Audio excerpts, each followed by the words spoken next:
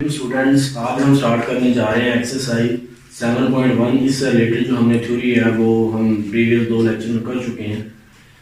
तो एक्सरसाइज के क्वेश्चन जो है उनको सॉल्व करने का क्राइटेरिया ये कुछ यूँ होगा कि मैं सारे क्वेश्चन जो है वो आपको सॉल्व नहीं करवाऊंगा, बल्कि जो क्वेश्चन देखने में डिफ़िकल्ट हो या मुश्किल हो वो क्वेश्चन मैं यहाँ पे सॉल्व करूँगा। आपने क्या काम करना है, जो रिमेनिंग पार्ट है वो खुद से सॉल्व करना है। अब वो खुद से किस तरह सॉल्व करने हैं, फॉर एग्जांपल आपने कोई क्वेश्चन है, उसका कोई एक पार्ट मैंने करवा दिया है, आपने उसको लेक्चर को सुना है, उसको अंडरस्टैंड किया है, तो फिर आपने वीडियो को स्टॉप करना है और जो उसका उससे रिलेटेड पार्ट है वो आपने खुद से ट्राई करना है। अगर आपसे नहीं होगा तो दोबारा वीडियो को सुने, लेक्चर को दोबारा से सुने और फिर उसको ट्राई करने की कोशिश करें। इस तरह ये होगा, आपका साथ साथ जो है वो सिलेबस भी कवर होता जाएगा और साथ साथ आपके जो क्वेश्चन हैं उनकी प्रैक्टिस भी होती जाएगी। आज का हम लेक्चर स्टार्ट करते हैं। हम कहते हैं write the vector P Q in the form X I plus Y J. हमने कोई वेक्टर पी क्यू है उसको इस फॉर्म के अंदर लिखना है। इस क्वेश्चन को करने से पहले मैं आपको थोड़ा सा इसका कंसेप्ट बता देता हूँ। फॉर एग्जांपल हमारे पास प्लेन है और ये हमारे पास एक्स एक्सिस है और ये वाई एक्सिस है, तो हम क्या काम करते हैं, इसको हम ओरिजिन मान लेते हैं और हम कहते हैं फॉर एग्जांपल हमारा ये वेक्टर जो है वो पी है, यानी ओ पी से लेके जो वेक्टर हमने पी ले लिया है और हम सपोज करते हैं ये वेक्टर जो है वो हमने क्या ले लिया है ओ क्यू और इसको हम नाम देते हैं क्यू का। तो हमने अब कैलकुलेट करना है पी क्यू। तो अगर पी क्यू कैलकुलेट करना है तो हमारे पास कुछ ये वेक्टर बनेगा, यानी कि पी क्यू जो है वो हमने कैलकुलेट करना है। तो पी क्यू हम किस तरह कैलकुलेट कर सकते हैं, हम यहाँ पे यूज करेंगे जो ट्राइंगल लॉ ऑफ एडिशन। तो हम यहां पे लिखते हैं by triangle law of addition. Paper में आपने जस्ट क्वेश्चन को सॉल्व करना है, ये चूंकि उसका कंसेप्ट है इसको अंडरस्टैंड कर लें, ये पेपर में करने की जरूरत नहीं होती। तो हमारे पास क्या होता है, हम कहते हैं जो ये वाली साइड है ये बाकी जो 2 साइड्स हैं उनके सम के इक्वल होती है। तो हमारे पास क्या है O Q is equal to OP plus PQ। अब OP जो है वो बेसिकली ये वाली जो है यहां से O से P तक हमने जो लेंथ ली हुई है ये बेसिकली Q है, वेक्टर है, तो ये Q के इक्वल आ गया। OP इसी तरह P वेक्टर के इक्वल है और प्लस PQ। तो अब अगर हम PQ कैलकुलेट करना चाहते हैं तो ये जो P वेक्टर है Q में से क्या हो जाएगा, माइनस हो जाएगा।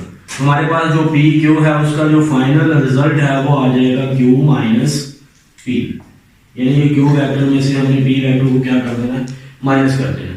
तो इसी तरह अगर आपके पास आ जाए ए बी, हो सकता है एग्जाम में वो पी क्यू की बजाय ए बी दे दे, तो इसका मतलब है बी में से हमने क्या करना है, ए को माइनस कर देना, यानी कि सेकंड में से फर्स्ट वाले को हमने क्या कर देना है, माइनस कर देना। तो अब हम चलते हैं अपने क्वेश्चन की तरफ। हमें पी क्यू गिवन है, हमने इनका जो है ना वो सोल्यूशन फाइंड आउट करना है, कुछ इस फॉर्म में हो, उसका जो आंसर है ना वो कुछ इस तरह से आना चाहिए। तो जाहिर बात है जो है आई जे वेक्टर के साथ आते होते हैं तो कुछ आंसर इस फॉर्म में आएगा। हम देखते हैं पी क्यू, हमने पी क्यू लिख दिया, तो इसके मुताबिक हम क्या लिखेंगे, यानी कि ये जो क्यू है इसमें से इस पी को माइनस करना है। अब माइनस करने का तरीकेकार क्या होता है, अब इसका जो आई है, क्यू का जो आई है उसमें से हमने पी के आई को माइनस कर देना है और जो क्यू का जे है उसमें से हमने पी के जे को क्या कर देना है, माइनस कर देना है। तो अगर माइनस 1 में से 0 को हम माइनस करेंगे और साथ क्या आ जाएगा आई प्लस इसका -6 है और ये क्या आ जाएगा माइनस, जब माइनस करेंगे -5 हो जाएगा और ये आ जाएगा हमारे पास जे। तो ये बन जाएगा माइनस आई और ये हो जाएगा -5 -6 कितना होता है, -11 जे हो जाएगा। और यही हमने फाइंड आउट करना था, हमने देख लिया, हमने पी क्यू जो है वो फाइंड आउट भी कर लिया है और ये किस फॉर्म के अंदर आया, एक्स आई प्लस वाई जे के अंदर आया। तो जो इसके रिमेनिंग पार्ट हैं वो आपने खुद ट्राई करनी है, लेक्चर को अच्छी तरह सुनने के बाद दोबारा उनकी प्रैक्टिस करनी है। उसके बाद हम चलते हैं क्वेश्चन नंबर 2 पे। क्वेश्चन नंबर 2 में वो ये कह रहा है find magnitude of the vector. आपको कोई वेक्टर ये गिवन है तो उसकी हमने कैलकुलेट करनी है मैग्नीट्यूड। ये हमने देखा हुआ है प्लेन के अंदर हम वेक्टर की एक स्पेशल नोटेशन लेते हैं, वो ये वाली होती है। इसका मतलब है ये आई का जो है वो कोएफिशिएंट है और ये हमारे पास किसका है, जे का। तो हम इसको कुछ इस फॉर्म में भी लिख सकते हैं 3i - 4 जी। अगर यहाँ पे माइनस नहीं होगा तो यहाँ प्लस आएगा। अब चूंकि यहाँ पे माइनस है तो ये माइनस इसके साथ आ रहा है। तो जो क्वेश्चन बाकी रिमेनिंग है वो कुछ इस फॉर्म में गिवन है, हम इसको इस फॉर्म में लिख सकते हैं, इसको इस फॉर्म में लिख सकते हैं। ये आपने चीजें ऑलरेडी लेक्चर्स में सीख ली। तो इसकी हमें कैलकुलेट करनी है मैग्नीट्यूड। तो ये वेक्टर u की हमने मैग्नीट्यूड निकाल लिया। तो मैग्नीट्यूड निकालने का हमें पता है जो i के साथ कोएफिशिएंट होता है उसका हम स्क्वायर करते हैं, फिर जो j के साथ कोएफिशिएंट होता है उसका स्क्वायर करते हैं। दोनों को सम करने के बाद उनका हम स्क्वायर रूट लेते हैं, हमारे पास क्या आ जाती है, किसी भी वेक्टर की मैग्नीट्यूड आ जाती है। अब हम लेंगे 3 का स्क्वायर प्लस माइनस, क्योंकि ये माइनस के साथ है तो -4 का स्क्वायर और इसका हम ले लेंगे स्क्वायर रूट। तो 3 का स्क्वायर होता है 9 और 4 का जो स्क्वायर है वो कितना होता है 16 और ये हमारे पास बन जाएगा 25। और जब हम इसका स्क्वायर रूट हम इसका लेंगे तो इसका आंसर निकालेंगे तो इसकी वैल्यू आ जाएगी हमारे पास 5। यानी कि ये जो हमें वेक्टर गिवन था ये वाला, इसकी मैग्नीट्यूड कितनी आ गई 5 आ गई। उसके बाद हम चलते हैं क्वेश्चन नंबर 3 पे। तो जो क्वेश्चन नंबर 3 है उसमें उसने हमें कुछ वेक्टर्स दे दिए हैं। ये u गिवन है, ये v है और ये w है। तो उसने कहा फाइंड फॉलोइंग वेक्टर्स। कौन सा वेक्टर, ये वाला वेक्टर हमने फाइंड आउट करना है। अब ये वेक्टर फाइंड आउट करने का तरीकेकार क्या है, हमें u भी गिवन है, v भी गिवन है और w सारी वैल्यू उठा के इसमें हमने पुट करनी है और उसको हमने कर देना है सिंप्लीफाई। जो बाकी पार्ट्स हैं वो भी सिमिलरली इसी तरह। तो हम लिखते हैं 1/2 और जो u है उसकी वैल्यू ये लिखते हैं 2i - 7j प्लस 1/2 और v हमें गिवन है i - 6j।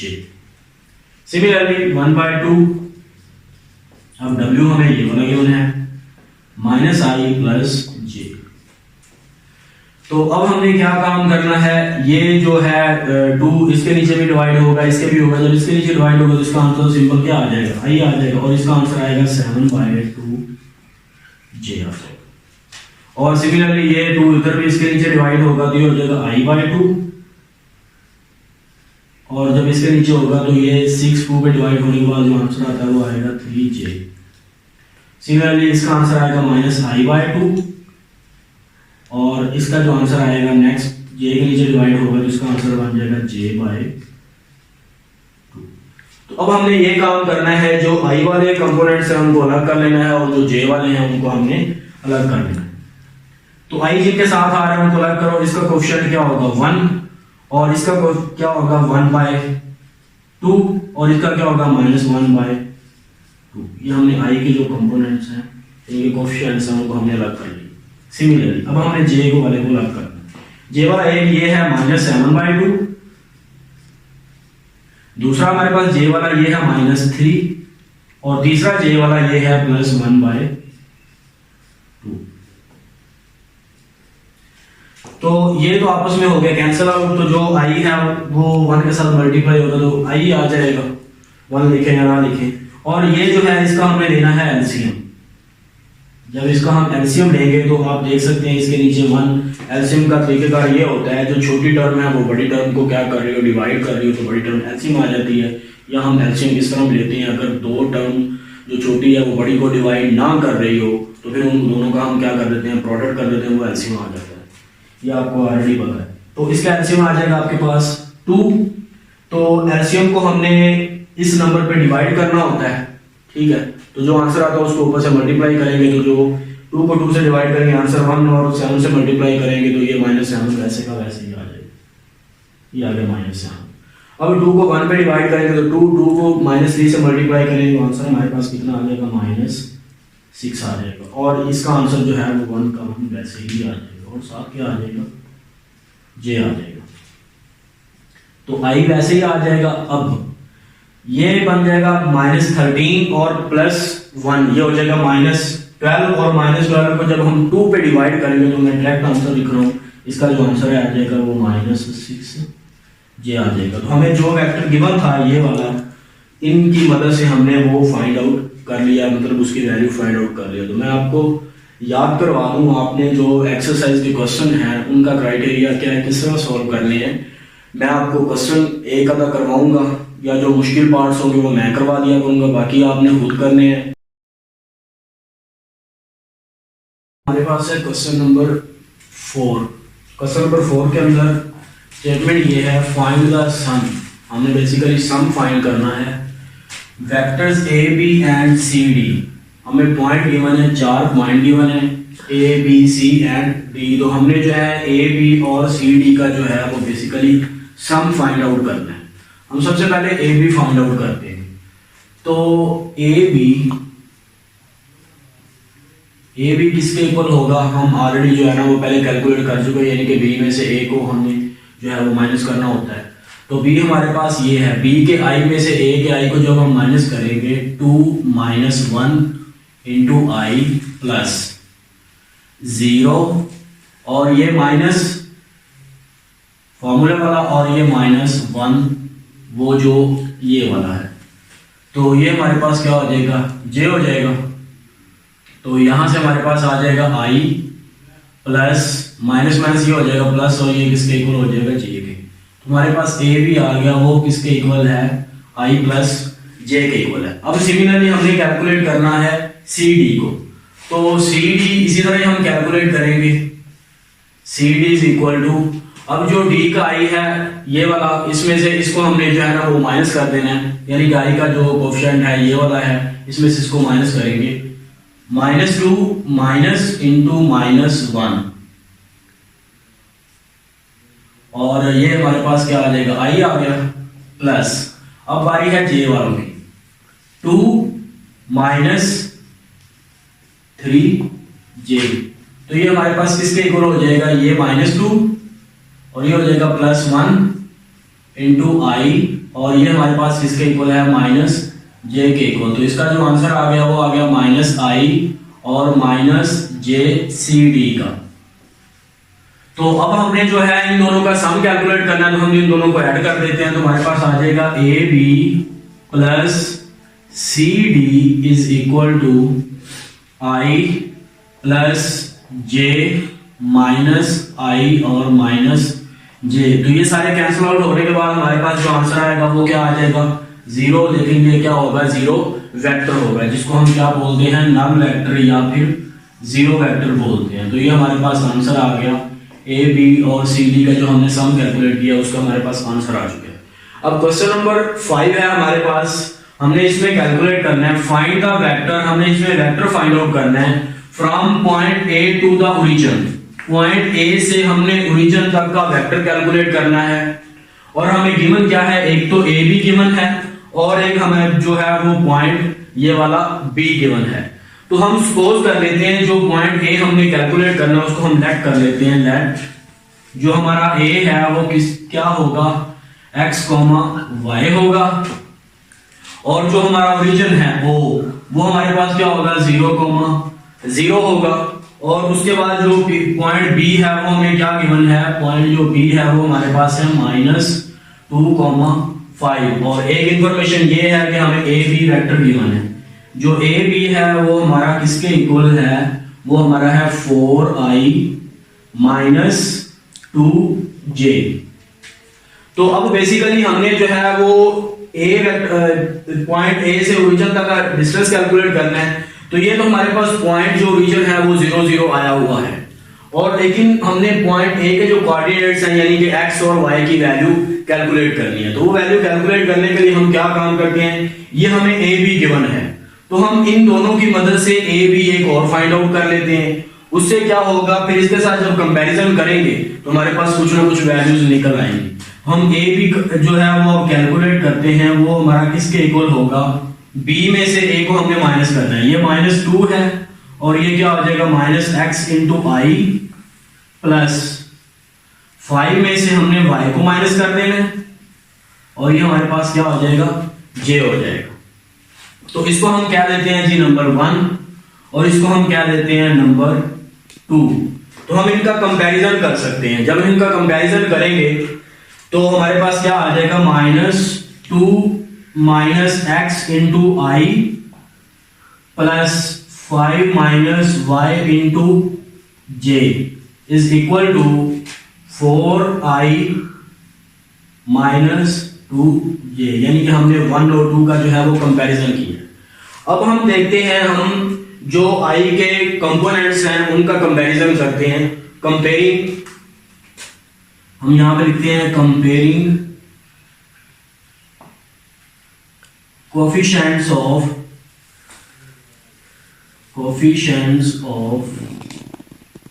I and J, यानी कि हम आई और जे के जो कोएफिशिएंट्स हैं उनको क्या करने लगे, कंपेयर करने लगे। अब ये वाला आई है तो इधर से आई जो है उसका क्या होगा, 4 होगा, तो हमारे पास आ जाएगा -2 minus x is equal to 4 आ जाएगा। और दूसरा हमारे पास क्या आ जाएगा, 5 minus y is equal to -2 आ जाएगा। यहां से हम x की वैल्यू को कैलकुलेट करना चाहते हैं तो हमारे पास ये हो जाएगा -2 और ये इधर आगे क्या आ जाएगा -4 इज इक्वल टू x, और हमारे पास जो x की वैल्यू है वो क्या आ जाएगी -6 आ जाएगी।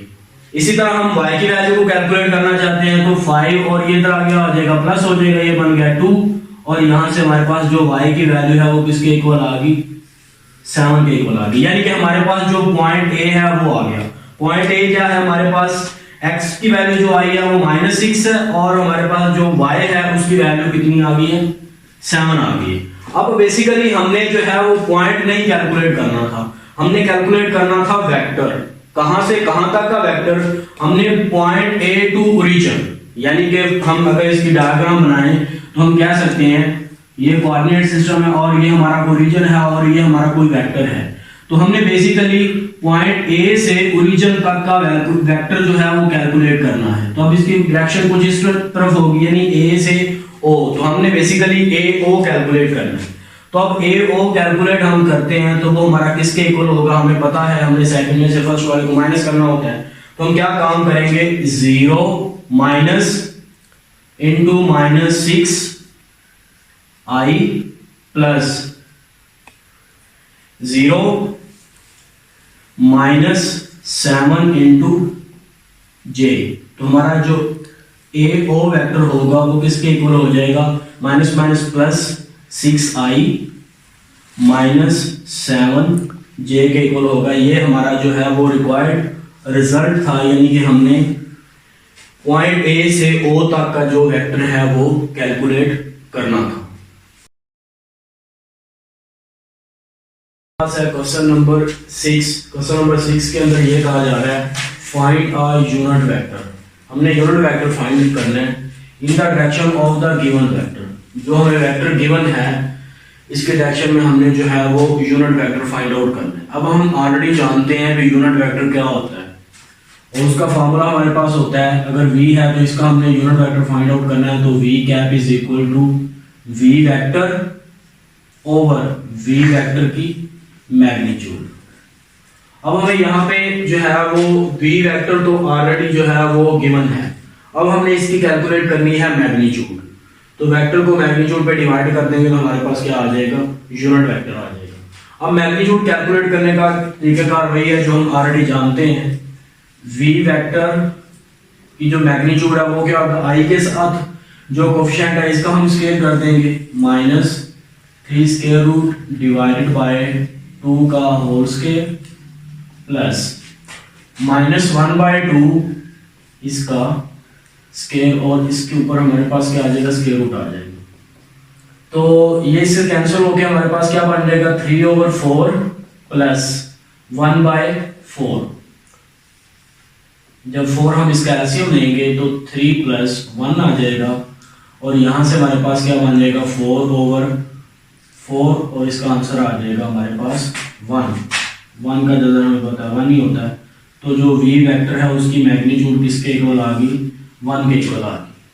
तो हम इस फॉर्मूले में जो है ना वो अब ये वाला 1 है, डिनोमिनेटर में लिखे या ना लिखे कोई फर्क नहीं पड़ता। तो इसका मतलब है हमारे पास ये जो वेक्टर था ये वाला, इसका जो यूनिट वेक्टर है वो हमारे पास किसके इक्वल होगा, v cap is equal to -3/2i -1/2 j, और नीचे इसके हमने 1 लिख दिया।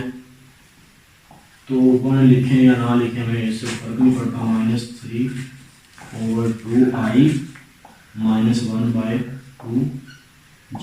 और इसके बाकी जो दो रिमेनिंग पार्ट हैं वो आप खुद ट्राई करेंगे, बहुत ही आसान है। यूनिट वेक्टर का जो हमने फार्मूला पढ़ा था उसी को अप्लाई किया और हमने जो है वो इस वेक्टर का यूनिट वेक्टर फाइंड आउट कर लिया है।